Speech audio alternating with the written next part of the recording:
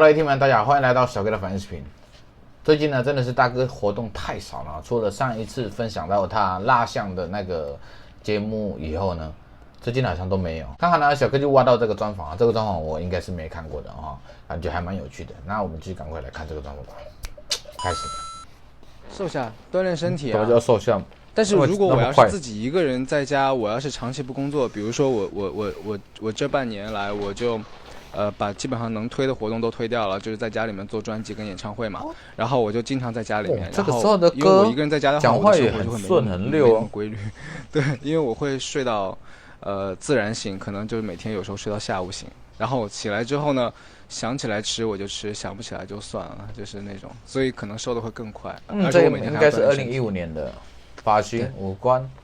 就瘦了。啊，对，但是这个不要模仿我，不是很健康，没错，千万不要学习。他自己其实也知道啊，但是他还是干这种事情。我就想你们总叫我脱，你们自己就开玩笑，就是因为我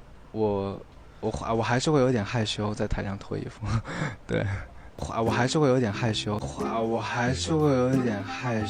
在台上脱衣服，对，然后他们喊了3天。因为3天演唱会嘛，每天都喊，一见到我第一句话就是脱，对，但我还是自己有点害羞。他们是觉得我很浪是吗？浪花。我觉得我在，反正这3天演唱会，我跟他们玩得很嗨，然后我觉得已经很无下限的在聊天了，聊了3天，对，然后可能他们起这个外号，我觉得挺好的，燃并卵，是有这个词吧？对，上次我知道的。然后，怎么蹲那么久？给力算不算？然而并没有什么卵用，应该10月份左右。10月份，对。我现在歌已经全录完了，但是要等后期。但是我在10月份之前，我会陆续的会有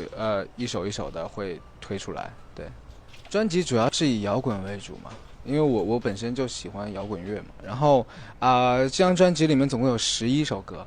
然后11首歌呢有我自己写了7首半，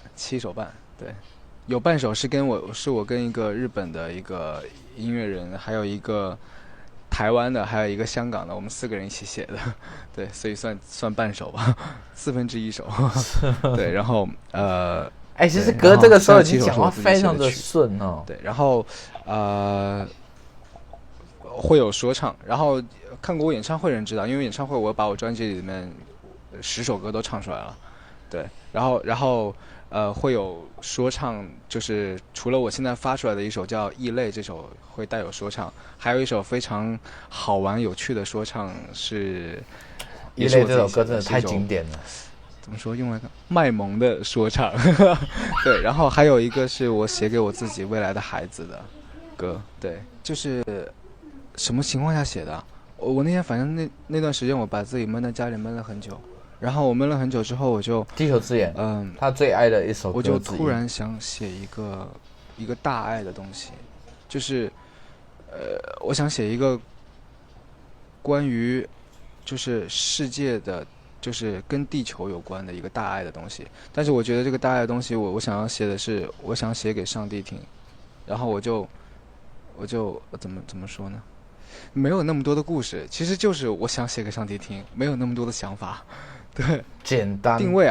位就是我觉得我整张专辑，我想给它呈现的是一个把我所有东西都放大的一个感觉。我说的可能有点抽象，就是比如说我去年那张专辑，我把我整个人变得很小。比如说我去年专辑里面有烟火里的尘埃，那尘埃就已经小的跟尘埃一样，微光就是微光，很小的光，我们都是孤独的，就是很小人物的感觉。然后我今年我就想把自己玩得很大，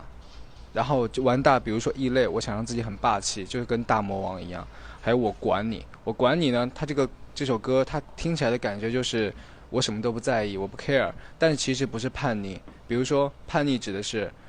你要我干什么，我偏不，那这个指的就是你第一反应想到就是只有16、17岁的小孩能做得出来这种事情，就是我偏不，那是叛逆。但是我不是，我管你指的是你干嘛你去干你的，我不 care。但所以这个也是在把自己放很大，包括国王与乞丐，那我唱的是国王那一部分，然后还有我写给未来的孩子。你可能很多人写亲情写的是我写给父母，我写给我爸爸，写给我妈妈，那这个你听到第一反应是你还是一个小孩子，所以你才会写给你的爸妈。但我写的是给我的孩子，那我也是在把我自己放大。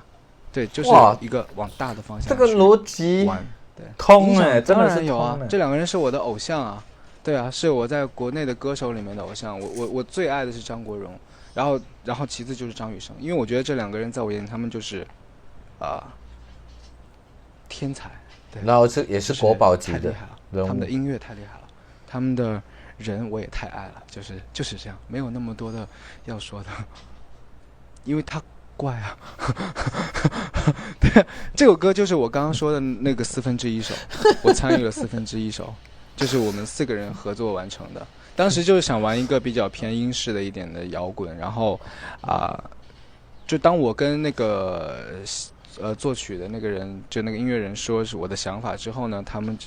我们就一起在商讨。后来我就想了旋律，然后呢，他们想了是节奏和和声，就是，然后写完之后觉得这首歌它很骚气，就是它很骚，就是它，然后它很骚呢，但是本身唱歌的那个人很骚，所以我就觉得那就我觉得我就很难想象到一个什么样的词来去形容它。后来找写词的人来收词的时候，收了20-30版词。最后我当时看到《变相怪杰》这个题目，我就直接就连词的内容都不想看，我就要这个词了。因为我觉得这个“变相怪杰”这4个字，因为大家都知道这个电影的人物嘛，然后他就是一个很骚的、很怪的一个人，就是很好玩的一个人，跟这个歌的旋律感是完全吻合的。所以我就觉得那我就一定要这个词，然后和这个名字。对。打游戏啊，我写歌时间很少的，我在家里面写歌很少写的，就是比如说我在做专辑期间啊，就是这期间这半年我是不工作的，我可能天在家就是给我的任务就是听音乐和写歌，但是我一天24小时，我起来可能还剩12个小时，睡12个小时嘛，起来还剩12个小时，我可能坐在钢琴上写歌也就是不到1个小时吧，半小时吧，对，就是坐着在沙发上，对，然后偶尔打打游戏那样，就是打那个手柄游戏那种。天才就是天才。好的，那这个视频的确是没有看过这个专访，真的很有趣。我发现这个时候的他其实讲话非常的流利了哈。说真的哈，还蛮喜欢他这个时候的人的想法，整体的整个人的感觉。但是我觉得大哥的变化真的实在太大。这个时候我觉得他的声音的话都没有像现在的这么绵密，我觉得他现在真的是讲话很绵密，好像不是他本人一样的哈。这个时候他讲话声音还很刚的感觉。那我们知道他唱歌本身就是高亢的声音，但是他讲话也是感觉很刚。但是现在的话，他讲话很绵密，好像在故意讲话让他低气一点，养喉咙那种感觉哈。那让喉咙不要每天都受到这种太大的那种波动，因为平常唱歌都是飙高音嘛，然后又 rap， 然后又很快那种的，所以可能就是这样子，我不知道，也有可能大家养成就是慢慢的一起养成习惯，说讲话的时候就是用地气去讲，不要每天让嗓子这样很有压力啊，可能就习惯变成讲话现在比较绵密、比较地气一点点，不知道怎么讲呢？我觉得这个时候他给我的感觉特别的 man， 就是很 man 的一个人那种感觉哈，比起现在来讲，我不知道为什么，就觉得他很 man 的那个时候的他，反正就是觉得